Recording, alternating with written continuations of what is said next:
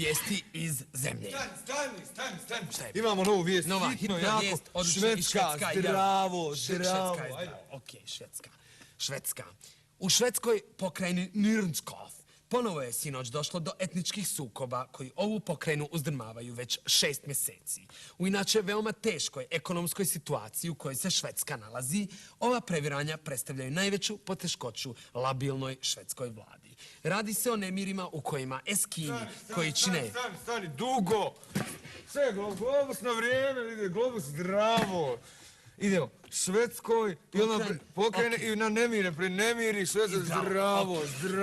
Radi se o nemirima u kojima Eskimi koji čine većinsko stanovništvo ove pokrajine traže odcepljenje od Švedske i priključenje matičnom Arktiku.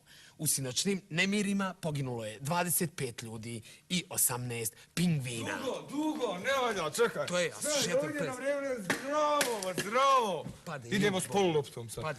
Ovako, čitaš vijest iz gornje hemisfere. Idemo samo u Švedskoj, nemiri, zdravo. Ajde. Iz gornje hemisfere. Švedskoj pokrajini Nirskov nemiri kod Eskima koji žele odcepljenje od Švedske, priključenje Arktiku, poginulo 25 ljudi i 18 pingvina. Ne valja, šta sam ti rekao, samo pingvini zdravo, nemiri zdravo, u Švedskoj problemi zdravo, ajde. U Švedskoj problemi zdravo. Vijesti iz zemlje.